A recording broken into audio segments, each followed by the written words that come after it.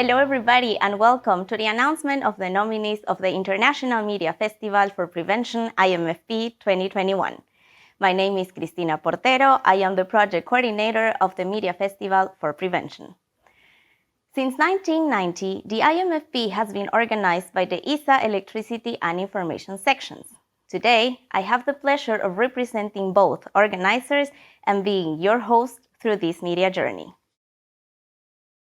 This time, the IMFP received 289 entries from all around the world.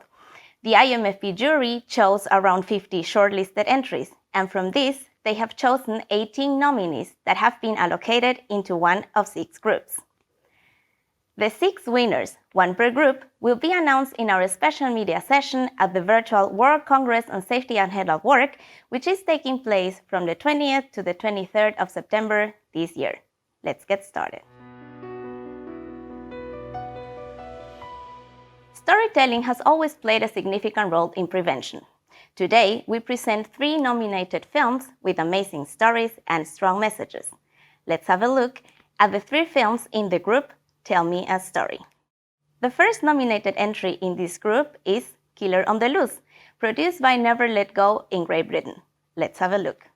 As the rain washed the blood off my body, I thought back on the last few moments of Andrew's life. It had ended quickly. Horribly quickly.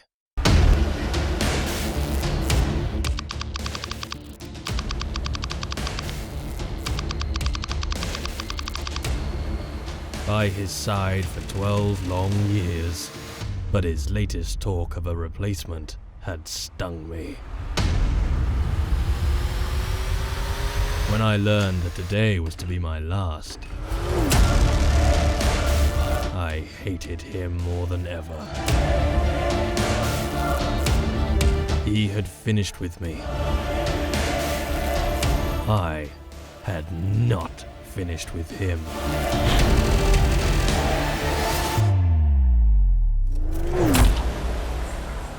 As the news spreads, I replay the events of the night over and over again. It was a hideous death. His terrified look will haunt me forever. The police are all around me now, but I have no fear. After all, what are they going to do? Arrest me for murder? Put me in jail? They won't. They can't. I'm just a screwdriver.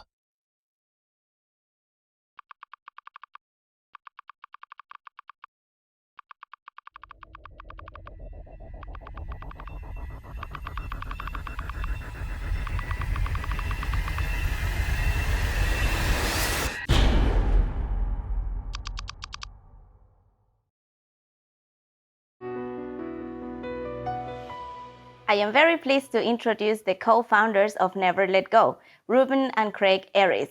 Welcome to you both and congratulations. Hello there, it's Ruben and Craig here from NLG, Never Let Go in the UK. Why did you decide to make a film about dropped objects? So the reason we decided to make this Killer on the Loose video is because dropped tools and objects are the 3rd largest cause of workplace fatality. And people often don't realise what a fatal thing dropped tools and objects can be. Yeah, so we do a good job in the industry of protecting workers from falling from height, but often we don't think about the tools and the other equipment they're actually taking with them to site. So really the potential for a dropped object is far greater than actually falling from height. I think also the fact that we often think culturally that tool tethering is about thinking for others that you are going to any dropped objects are actually going to impact your colleagues, which is good from a safety cultural perspective. What we actually do in Killer on the Loose is turn that round, and the guy who's working here, Andrew, his own tools come back and impact him. So that's what we're trying to encourage viewers here to really take a fresh look at tools at height. What influenced you in the style of this film? Yeah, so when it comes to the style of the video, we didn't really want to approach this from a typical safety video point of view and shock people with blood and guts. we wanted to approach this through the narrative of a story. So we adopted this cinematic style and actually gave a personality to the tool, which is kind of has a unique and ironic twist to the plot. Well, I think the clever thing is as well is that big reveal of the narrative being through the screwdriver only happens at the end. So up until that point, we thought this is a person that's killed somebody potentially, or we don't know. But what we're doing in doing this narrative through the screwdriver is flipping it on its head a bit, and we're making people start thinking about tools and objects as potentially animated, vindictive killers. We normally think of a tool as an inanimate thing. We're trying to get people to think, hey, this could actually be an active killer. We need to do something. And that kind of builds up, like we said, to this kind of crescendo, this big reveal at the end, which is the point it keeps people engaged the whole way through to that point. So in summary, we actually want to change the way viewers think about tools at height forever. What was the target audience for this film, and how did you reach them? So Killer on the Loose was a tool, communication device really built for health and safety officers to help them spread the word with their teams, the guys actually on the ground who are at risk from dropped objects. So it's actually proven to be a very impactful video on sites, and it's used in inductions throughout across the world actually. And even the title itself, Killer on the Loose, is obviously when that appears in an email subject line or throughout the communications on site, people are intrigued, they get involved, and they find out it's actually about dropped objects.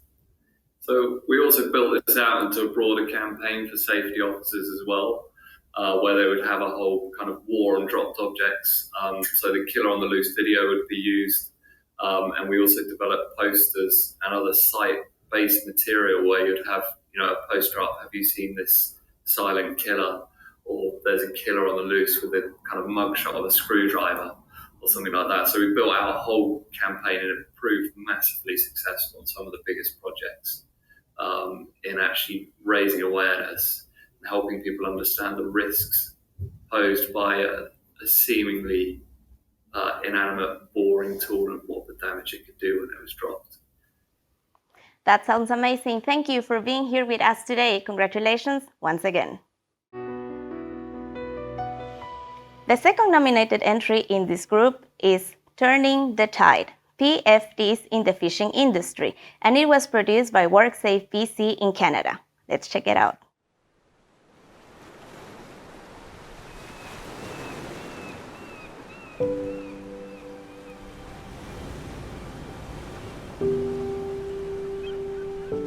On January the 6th, 2008, we were going out on the West Isle to do food herring for the Canadian Fishing Company. The weather was not too bad when we made the set in Palladius Channel, but by the time we were working on it more and more, the wind was coming up more and more and more. It was blowing about 35 southeast, and it was snowing, and it was cold.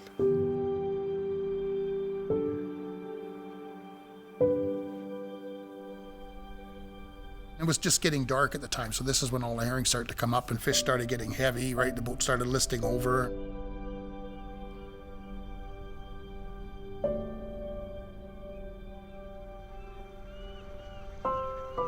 All of a sudden, bang, the banging winch, the snap, the boom went right over, and I told Dennis, let the single go. But when I went to let down on the single, it just came down really, really, really slow. The net's getting further away from us because the wind's blowing us away from the net. Then we started to list more and more. And we were talking back and forth, maybe we should let this set go. In the meantime, the boat's going over. When it started going over the bulwarks, I knew we were going to roll right over. The water was starting to come over the rail, and I just started walking up around the side of the cabin, and the boat just laid over on her side like that, and all the fish started pouring out of the tanks. And that's when I knew we were in trouble.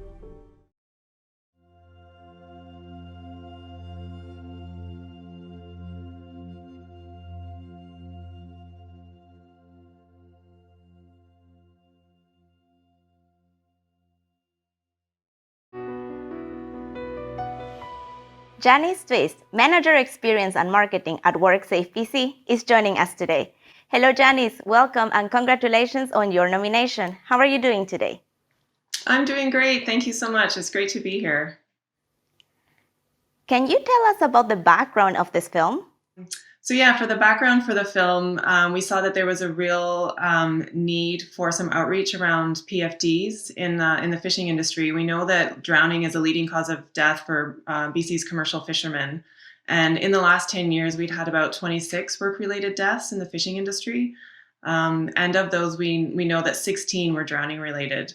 And while incidents on ships and capsizing and people going overboard doesn't happen very often, when it does happen, it's usually fatal when someone's not wearing their PFD. So there was a real opportunity to reach out to commercial fishermen to better understand their attitudes around safety on the water, and then to put out that message from their peers and share those real life stories to encourage them to acknowledge the risks on the fishing vessels and to understand that wearing their PFD on the deck can save their lives. Was this film part of a campaign? It was part of a much larger outreach campaign to skippers and fishermen, and we went out and talked to the industry and really realized that skippers are seen as the main influencer on the boat, and they're in charge. The crew sees them as the leader, and but they really see themselves as a co-adventurer. So, while they are in charge of the boat, they may not necessarily, and they do value safety. They may not necessarily be enforcing those rules for everybody because they really feel like it's not their place.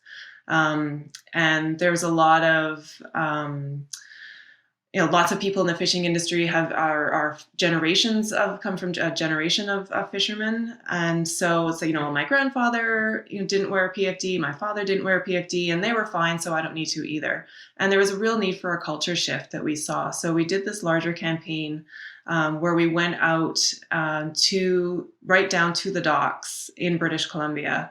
And we provided non-slip mats for the boats that had the message on it. If you're on deck, put on your PFD.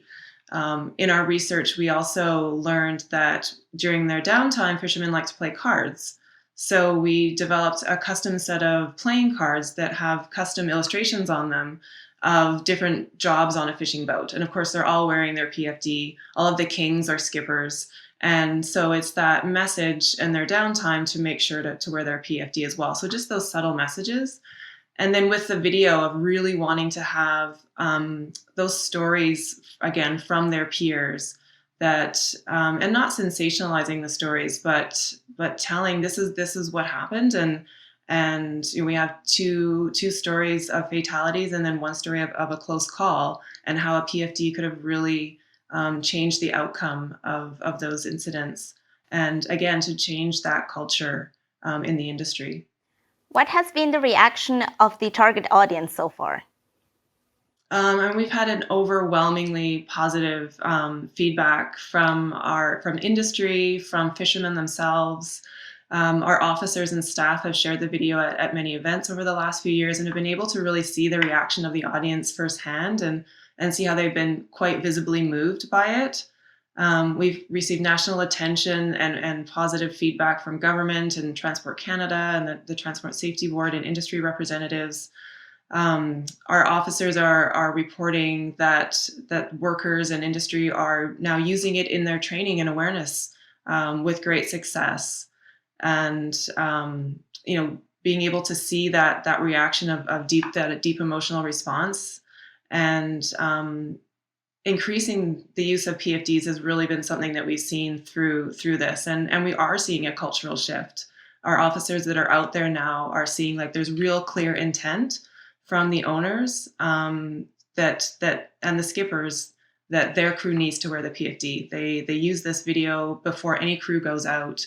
We're really seeing, and they're thanking us for it, which doesn't always happen. Being their regulator, industry was. It seemed like it was a long time coming, and they were really happy to see it. That sounds great. Thank you, Janice, for joining us today. Congratulations on your nomination and good luck. Great. Thank you so much. Our third and final nominee in the group, Tell Me a Story, is called An Approach for Analyzing Occupational Accidents at Work and Home Care Sector, produced by INRS in France. Let's take a look. Madame Thuel? Oui. Bonjour, c'est la des services. Oui, couchez le chien. Allez. Ah, on vous a pas dit, Christelle a un empêchement aujourd'hui, c'est moi qui la remplace. Mehdi. Ah, vous êtes en retard. Désolé. J'ai un ami qui vient pour midi, j'espère que tout sera propre avant son arrivée. Oui, vous inquiétez pas, c'est que je viens de loin et le bus était bloqué sur la route. Hop. Dans 1h30, c'est bon. Tout sera fait. Je vais vous faire des merveilles. Alors par quoi on commence? Alors enlevez vos chaussures.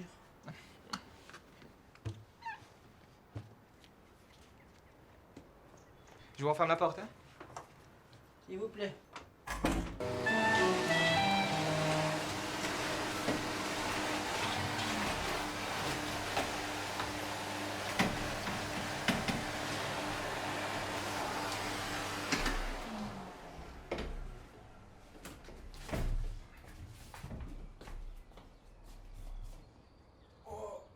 Ça m'étonnerait que Christelle arrive à le bouger, celui-là. Mais justement, vous êtes jeune et fort. C'est pas un petit meuble de rien du tout qui va impressionner un garçon comme vous. Arrêtez, vous allez me faire rougir. Ah ben. Il y a de la vaisselle sale pour 10 personnes là-dedans. Eh oui, on était 7. Dites donc, j'ai bien le droit d'avoir des amis quand même, non? Et puis, ceux-là, ils sont gentils, ils sont venus m'inviter chez moi. Eh ben, si vos amis peuvent faire la cuisine, ils auraient aussi bien pu faire la vaisselle. Oh, bah, elle est bonne celle-là. Et vous vous servez à quoi alors? Mais enfin, nous on est là pour vous aider dans vos tâches quotidiennes, Madame Thiel. Je suis aide à domicile, moi, pas femme de ménage. De toute façon, même avec un escabeau, j'ai pas le droit de travailler en hauteur, alors votre chaise là. Oui, moi je peux monter sur cette chaise. Je le fais. Ça va, ça va.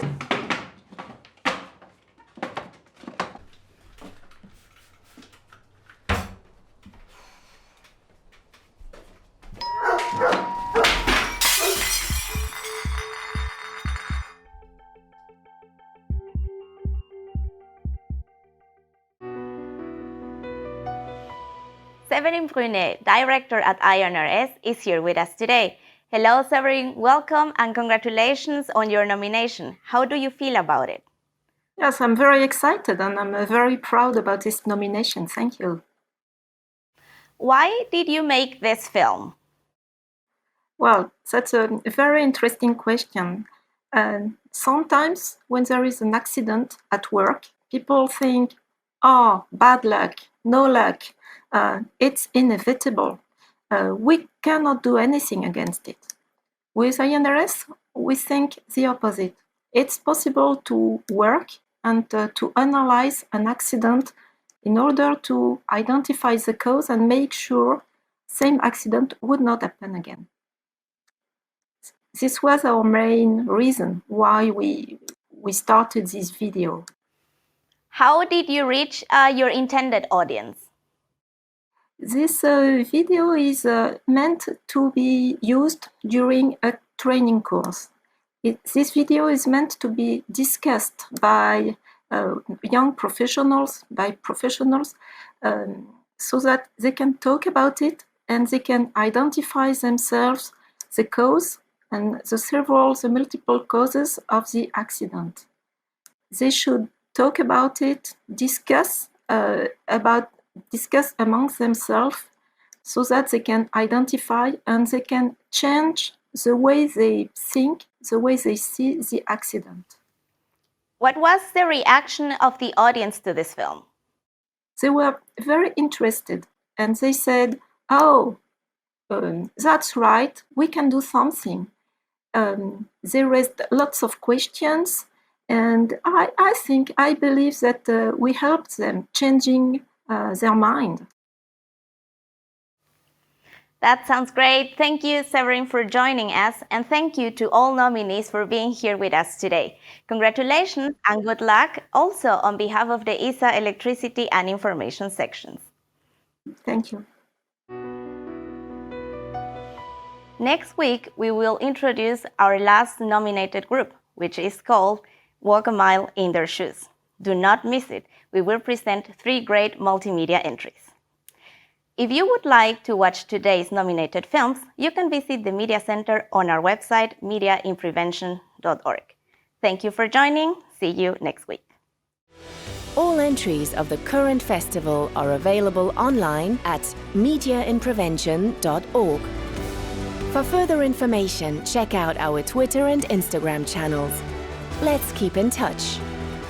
The International Media Festival for Prevention. Media and you can do.